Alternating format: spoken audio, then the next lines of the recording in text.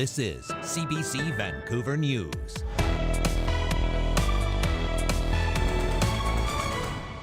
A hard time breathing, headaches set in, and then it's just low energy. Smoked out. Much of BC is blanketed by a smoky skies alert as Ottawa sends more help to fight the fire scorching the province. Plus, So the concern that any partner I go in with might not be able to meet their financial obligations. imagine making the biggest purchase of your life with a stranger. We catch up with some at an open house prepared to do exactly that.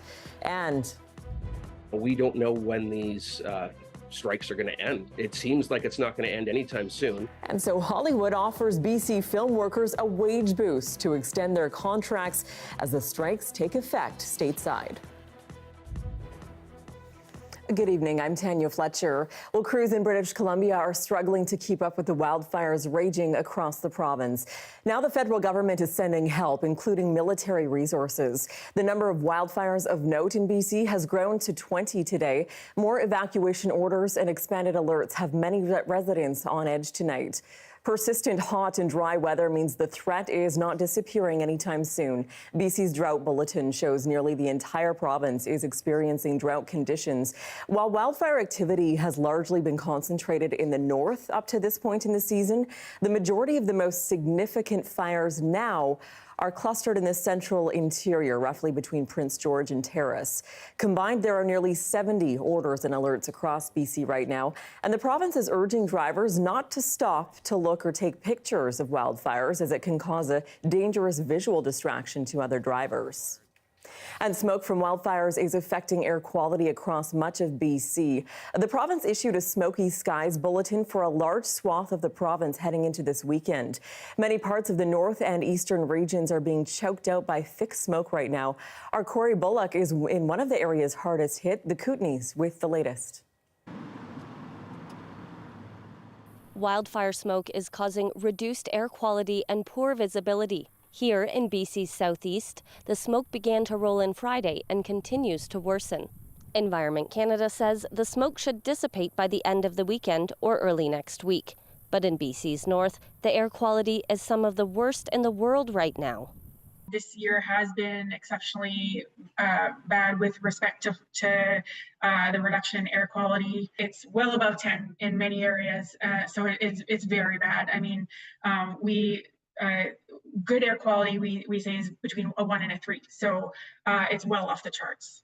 Wildfire smoke can be harmful to everyone's health, even in low concentrations. It certainly puts a damper on the holidays, that's for sure. I think it's just a chain reaction, like you have a hard time breathing, headaches set in, and then it's just low energy. I definitely notice cognitive function, I would say. Or we were even saying from squinting outside all day, it's like my eyes are sore. I've lived in Kelowna my whole life. It doesn't bother me anymore. It is what it is. We are seeing those forest fires mainly in northern BC, northern Alberta. That's drifting all the way to the southern portion of the provinces, as well as the United States. So it covers a really huge area. And while smoke blankets most of the province, drought levels also continue to rise. And of course, you can start to see the impacts on agriculture and food production, food security, and all of these things as well going forward. So this is just the tip of the iceberg, so to speak. There are currently over 18 regions at level 4, the second highest drought ranking in the province. Here in Cranbrook, residents have been asked to voluntarily reduce water consumption by 50%.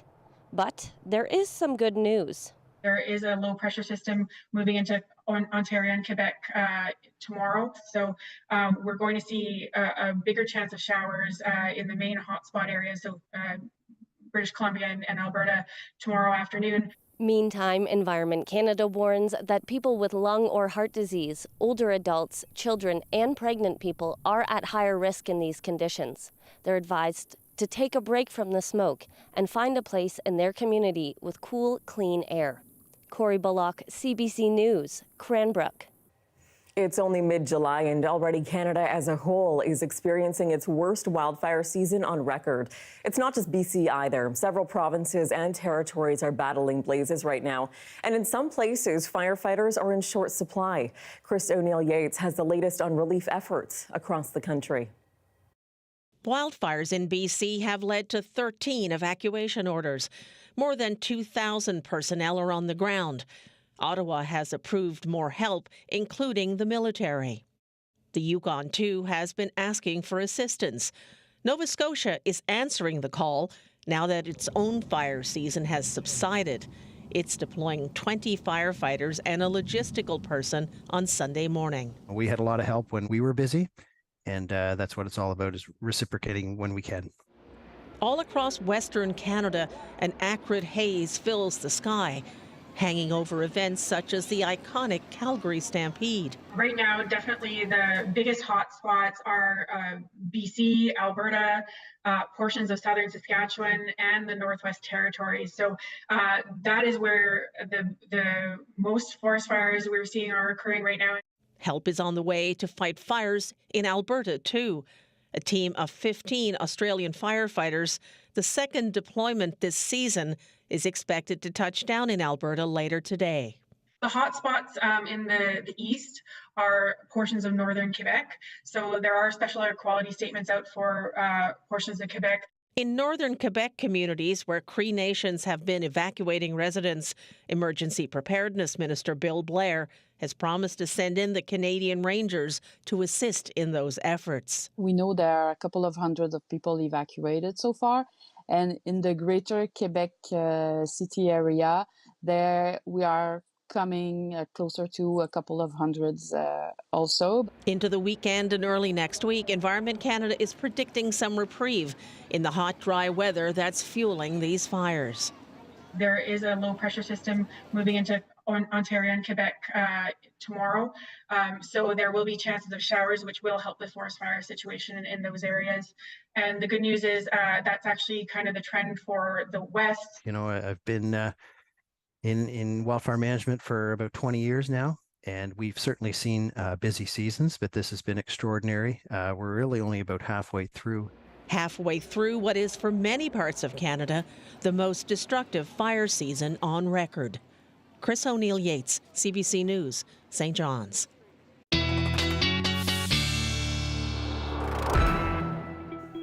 And with that, let's take a more precise look at the 5-day forecast for BC, especially when talking about the wildfire danger. We'll start with our wide satellite radar, the future radar here.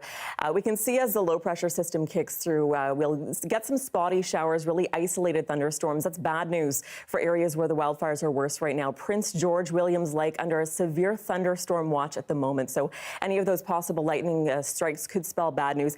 Some chance of showers, but the thing is, it's not going to really be anything significant in the way of rainfall where we need it most. So dry conditions will continue. We shattered some temperature records today. Terrace, Squamish, Chilliwack, all heat records broken. Here's tomorrow's forecast province-wide. Again, you can see those isolated thunderstorms through the central and northern interior. Here's the 5-day forecast for Vancouver. A little bit warmer than seasonal, usually around 22, 23 for our overnight, for our daytime highs, overnight lows around 12 degrees. So right where we should be for this time of year. Well, with staggering price tags attached to Metro Vancouver properties, many with dreams of owning their own home are left feeling hopeless. And it's prompting some to resort to creative measures to get into the housing market. As Sarab Sandhu explains, prospective buyers are pooling money to buy homes with complete strangers. People gather outside of an East Vancouver property for the first stop of what one local realtor is calling a shareable home tour. Prospective buyers are not only visiting homes, they are taking part in what Noam Dolgin describes as a matchmaking process. You date partners, you talk to your friends, your family, and other strangers to see who has similar values, similar timelines, similar goals, and would need complementary housing to partner with. Then once you've seen a pathway for yourself, an eventual partner to work with, you go into the engagement phase. While unaffordability is the main factor in entering into such an agreement, many are also interested in the potential of building community. Connecting in a friendly way would be great. I'm looking for people with kids of similar age. I like living with other people, and I would rather live like that. Looking for somebody who's very community-oriented, right? Somebody who believes that it takes a village to help each other, right? We're supporting each other. However, just like with most relationships, there can be complications as well. You're sharing a mortgage together. And if you split up, it would play out much like a divorce settlement. Or if one party can't suddenly make the payments, the other party is on the hook. This single father of 2 boys is interested in owning with strangers, but he is wary. The concern that any partner I go in with might not be able to meet their financial obligations is a real concern. Despite these fears, many are ready to dive into an otherwise out-of-reach market for the chance to have a place to call their own. There's no question this is a housing hack to create affordability in an otherwise unaffordable city. The bottom line, he says, do your homework to make sure you're compatible with any future co-owner in what could be the biggest commitment of your life. Saurabh Sandhu, CBC News, Vancouver. Well, Hollywood studios are offering BC film workers a wage boost to extend their contracts. Film unions in this province say the deal would bring more productions here once the U.S. strikes end. But some local members say more money doesn't matter when there isn't much work right now anyway. There are a lot of people in BC who work in the film industry who've been out of work the majority of this year. Some are already facing homelessness. Some already have left the industry because it's so toxic in our work conditions, working 15, 18 hours a day, no sleep, driving back and forth, and then still not being able to afford your bills at the end of the month. We're not going to have an industry if it continues like this.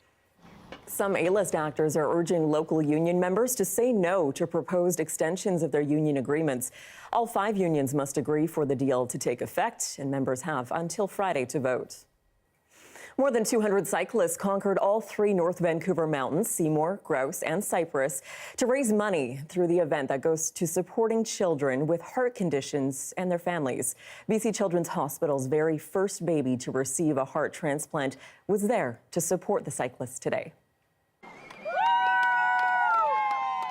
This day is really special because the Triple Crown for Heart is basically raising money for the cardiac unit at Children's Hospital, and because I have the heart transplant, the cardiac unit is very close to me.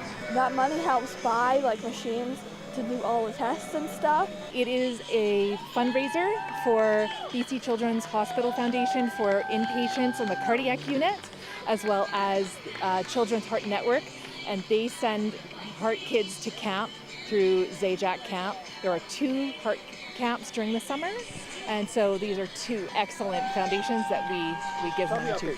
And the route actually is supposed to mimic the path of a heartbeat. So it's the 3 parts of the heartbeat, and we have 3 mountains that these very courageous riders ride up.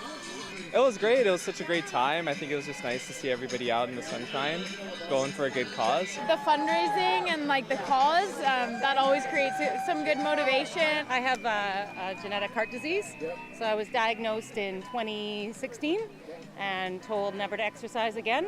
And through medication and my doctor's help, I can still coach and ride, and so I do this every year. Come join us. Next year, we're going to have it again, 3rd Saturday of July, 2024. And if you want to donate, you can go to www.triplecrownforheart.ca and look for our contribute page. Well, Ottawa is launching a new immigration program for Ukrainians escaping war. The announcement comes the same day an emergency immigration program expires, one that fast-tracked and waived fees for Ukrainians to come to Canada for 3 years.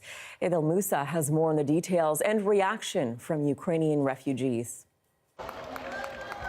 The federal government is launching a new immigration program to help Ukrainians in Canada with families secure permanent residency. It comes as Ukraine continues its counteroffensive against Russia, and officials say Moscow shows no signs of stopping the war. I didn't hear anything from Foreign Minister Lavrov that suggested any change in direction when it comes to what Russia is doing in Ukraine. The announcement of Canada's new residency pathway for Ukrainians is happening on the same day another special temporary visa program expires. More than 165,000 Ukrainians have come to Canada through that free program, which was launched in March 2022. One Ukrainian who arrived in Canada on that visa worries what its end will mean for vulnerable Ukrainians. We don't know what's going to be happen tomorrow. As we know now, it's unpredictable situation with Russians in Ukraine. If something happen very, dangerous thing in Ukraine, I believe it's going to be next wave of refugees, next wave of the people who is escaping from dangerous places. The Ukrainian Canadian Congress says providing flexibility on pathways for people to escape the war in Ukraine is crucial, given the uncertain situation. Will we see more people coming, or will we see people returning to a peaceful Ukraine? It's unknown at this point, and I think all of us are hopeful that Ukraine will win the war soon. The federal government says more details about the permanent residency program will be released closer to when it launches in October. Idil Musa, CBC News, Toronto. An annual international women's softball event has taken over Surrey this weekend. This year, one team had to overcome war-related challenges just to reach the tournament. Team Ukraine wasn't going to make it to the event when its funding was pulled to help with the war effort back home. That's when Canadian tournament organizers decided to raise money themselves to bring those players over. We spoke with the team a little earlier today. Team Ukraine!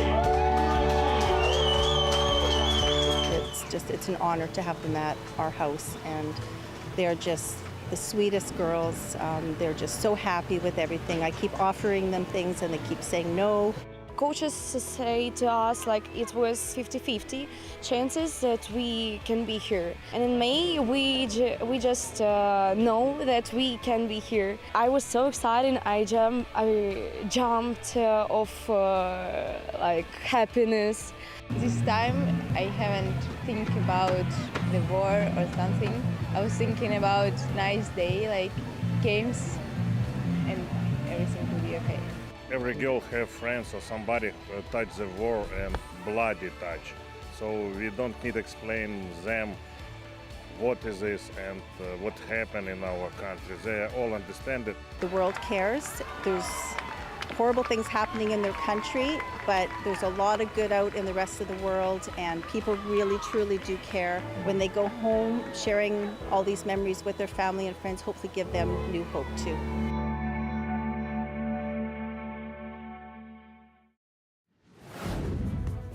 Still ahead, researchers in the Okanagan are working with local growers to develop tougher and tastier cherry varieties. Protecting future cherries from spring frost and splitting. We'll have more on that after the break. Stay with us.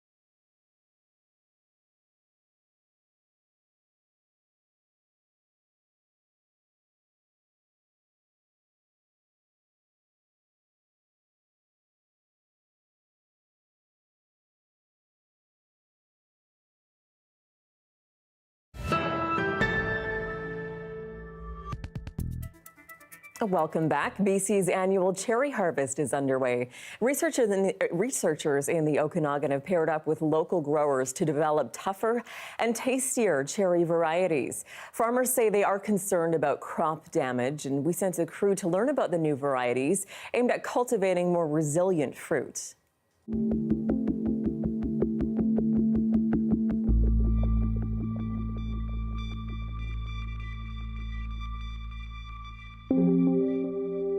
We work on development of future varieties of cherries. We started cherry breeding in 1936 here at Summerline, and we have continued breeding and providing new germplasm and new varieties to the industry for commercial cultivation. Climate change can impact fruit quality, and it does to some extent. If there is a heat dome, the fruits will desiccate and they'll be like raisins on the tree. If there are more frequent rainfall events, there will be higher splits. If the temperature is above average, then the fruit size and firmness are also affected. So all of these factors linked to climate change can also affect fruit quality, and that is somewhat concerning. We would want to identify varieties which are less impacted by these environment changes.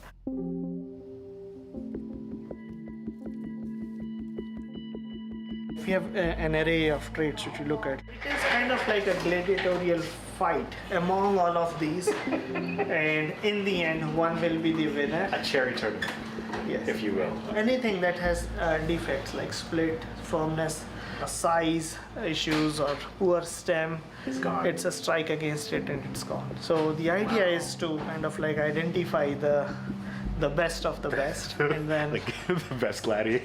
yes. If I choose the right variety for my location and I do all of the right things, then that's the game changer. That will bring more revenues to me as a grower.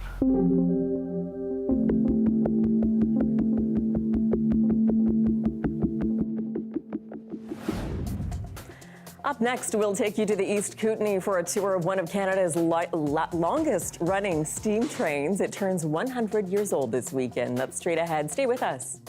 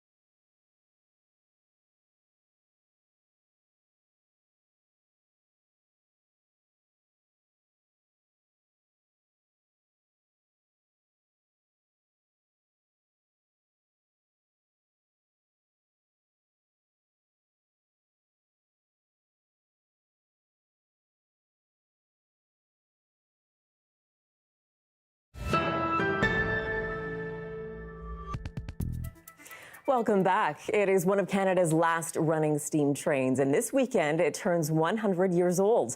We took a trip to the heritage town of Fort Steele in the East Kootenays to visit the longest-serving steam locomotive in the province's logging history. Take a look.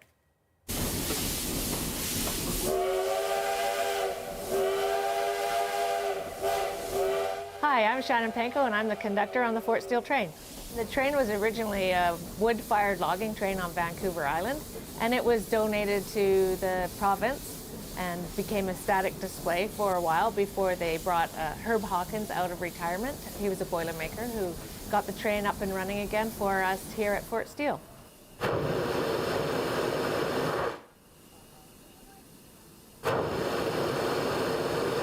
It was the longest-serving steam locomotive in the logging industry in British Columbia.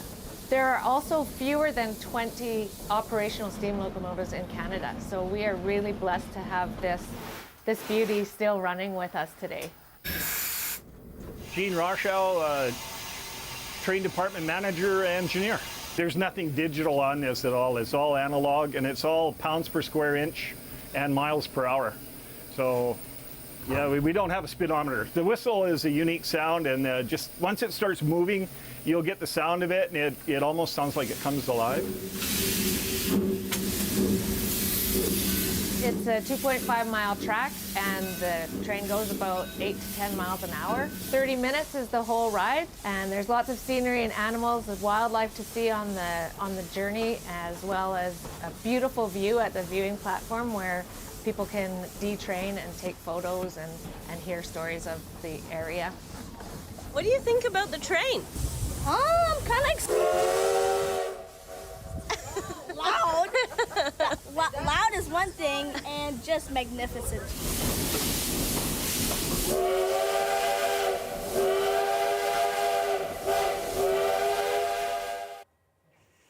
And that is your late news for this Saturday. For news anytime, you can always check out our website. We're at cbc.ca/BC.